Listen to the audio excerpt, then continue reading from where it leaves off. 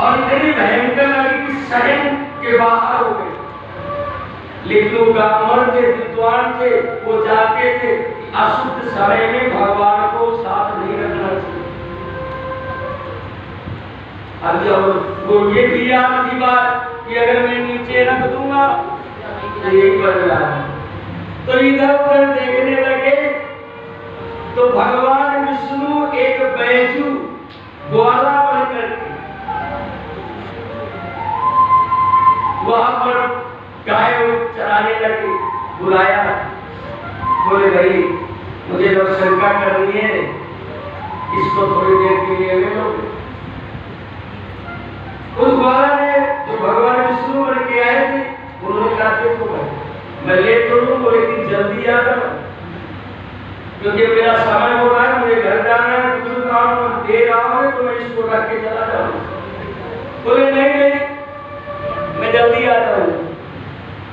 रावण ने उस शिवलिंग उस ग्वाला को दे दिया, जो बैठू था ग्वाला उसको दे दिया। अब वो पेशाब शंका करने लगा, लेकिन अब उसकी पेशाब बंद नहीं हो रही। भयंकर जैसे तालाब भर रहता वैसे भर गया, बंदी नहीं हो रही। बार बार वो ग्वाला कह रहा है भाई अपना शिवलिंग पकड़, मुझे टाइम हो रहा है, दूध काटना है। बोले बस 5 मिनट। अब वो जब बंद नहीं हुआ तो उस बैठे ने उस शिवलिंग को और जैसे रखा रावण की लव शंका बंद रखते ही लव शंका बंद हो गई। अब रावण आया, देखा तो नीचे चलो। अब उसने पूरी ताकत लगाई, उठाना दूसरा हिला भी नहीं पाए। भगवान शंकर जी प्रकाश हुए, बोले रावण हे दशकंदरी क्या कर रहे हो? मैंने पहले कहा था ना कि जहां पर तुम रख दोगे वहीं पर मैं विराजमान। और देखो उस भगवान विष्णु ने बैजू ग्वाला का रूप धारण किया, इसलिए उसी ज्योतिर्लिंग में वैद्यनाथ ज्योतिर्लिंग के रूप में विराजमान गुरु वैद्यनाथ ज्योतिर्लिंग भगवान की है। जाकर के विराजमान हो गए। भगवान का अगला ज्योतिर्लिंग नागेश्वर ज्योतिर्लिंग। सूर्य महाराज कहते एक सेठ था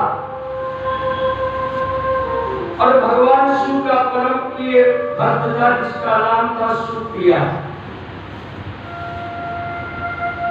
वो सेठ अपने साथियों के साथ नौका में जा रहा था। एक दाऊद नाम का दैत्य था, दाऊद जो दैत्य था, उसने उन सब सेठों को और सुप्रिया को भी बंधक बना करके जेल में डाल दिया। जब जेल में डाल दिया वो भगवान ने शिव की जेल में ईश्वर में आराधना की। भगवान शिव ने उस भक्त को दर्शन दिया सुप्रिया और उस दैत्य दाऊद को जाकर के मेरे भक्तों बंद किया और उसी शिवलिंग में दिव्य ज्योति के रूप में विराजमान हुए।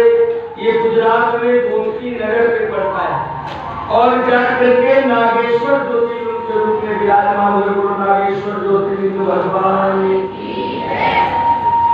अगला आता है रामेश्वर ज्योतिर्लिंग।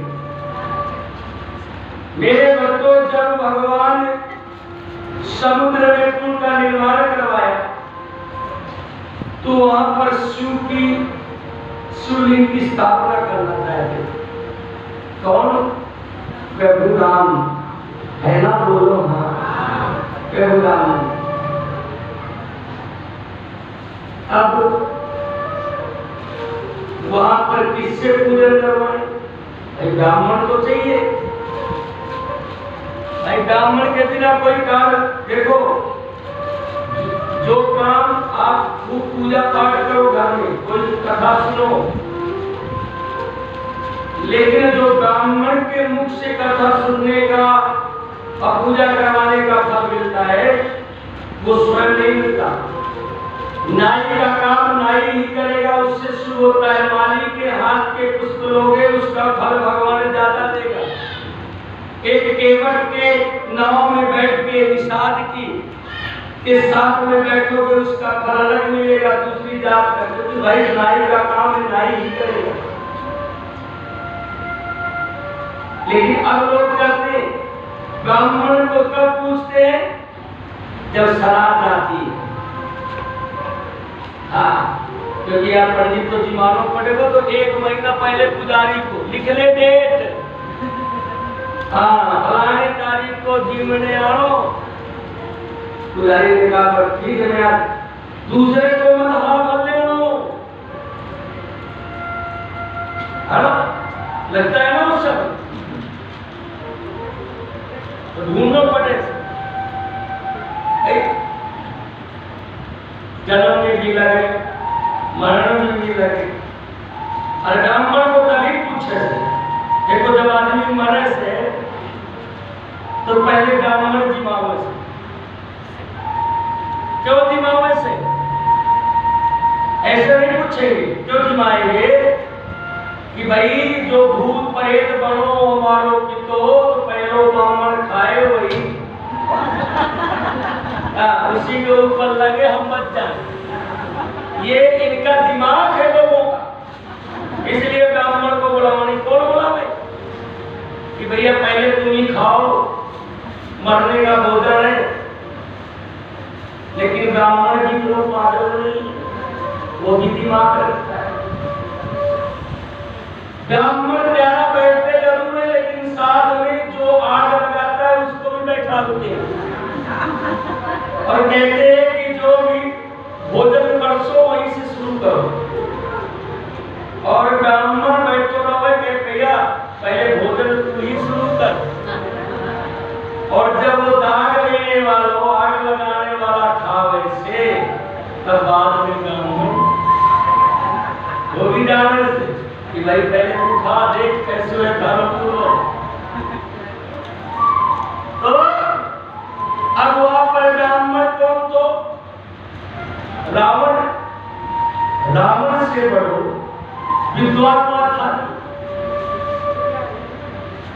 तो जाकर के जामवंत को भेजा, बोले जाओ और भगवान ने कहा रावण से कहना ब्राह्मण से कि मेरे शिवलिंग की पूजा करवाओ और मुझे विश्वास है आप आएंगे क्योंकि आप भी शंकर के भक्त।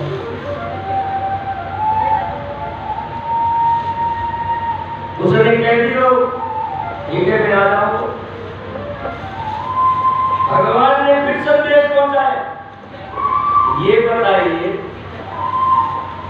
क्या पत्नी के बिना पूजा हो जाएगी? बोले नहीं होगी तो मेरी पत्नी को भी साथ ले आना। अब हनुमान जी महाराज को भेजा राम जी ने शिवलिंग के लिए। कहां? कैलाश। अब वहां गए तो राम कथा चल रही थी। अब हनुमान जी राम कथा सुनने लगे, शिवलिंग को अब इधर क्या किया? सीता जी ने एक रेत का शिवलिंग बना दिया। रेत का शिवलिंग बना करके विराजमान कर। अब उसी समय मेरे भक्तों हनुमान जी भी ला के आ गए लेके शिवलिंग। हनुमान जी ने कहा प्रभु नहीं मेरो शिवलिंग की स्थापना होगी। सीता जी ने कहा मैंने बहुत मेहनत किया है, मेरे शिवलिंग की स्थापना हो। अब राम जी बंधन में फंस गए। क्या बन गए कि एक तरफ भगत और एक तरफ पत्नी। तो उन्होंने क्या किया कि दोनों शिवलिंगों को विराजमान कर दिया। रामेश्वर गए हो, कौन गया रामेश्वर? गए हो? दो के लिए, एक सीता जी वाला और एक हनुमान जी वाला। और राम जी ने कहा जब तक हनुमान जी वाला ज्योतिर्लिंग के दर्शन नहीं करोगे तब तक उस ज्योतिर्लिंग का फल नहीं। रामायण में आता है ना, लिंग थाप विद्वत कर पूजा शिव समान प्रिय मोय न दूजा। वहीं पर भगवान ने विधि विधान से पूजा करी, शंकर जी के दर्शन दिया और जाकर के उसी में रामेश्वर ज्योतिर्लिंग के विराजमान हुए। बोलो रामेश्वर ज्योतिर्लिंग भगवान की। 12वां भुवनेश्वर ज्योतिर्लिंग। सूजी महाराज कहते हैं एक अंजन गांव था जिसका नाम था सुधर्मा, एक भक्त रहता। वो ब्राह्मण था, भक्ति करता था, पूजा करता था। उसकी पत्नी सुदेहा थी, उसके कोई संतान नहीं। क्या नहीं थी? संतान नहीं। जब संतान नहीं थी, पूजा पाठ करती थी, भक्ति करती थी, वो दुखी थी कि हमारे कोई संतान नहीं है, एक पुत्र होना चाहिए। तो उसने मन में विचार किया कि मेरे तो संतान होनी नहीं है, तो मैं ऐसा करूं अपने पति का दूसरा विवाह और दूसरे के साथ विवाह करना अच्छा नहीं रहेगा। मेरी छोटी बहन है, उसी के साथ विवाह कर।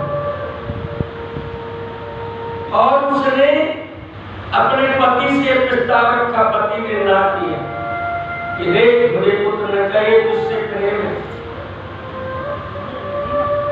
लेकिन वो नहीं मानी और अपनी बहन उस्मा के साथ विवाह कर दिया। अब जब उसके साथ विवाह कर दिया तो वो भक्तानी थी, भगवान विष्णु की जैसा पति वैसी वो, और उसी के साथ बैठता था, रहता। तो उसको ईर्षा होने लगी। क्या होने लगी?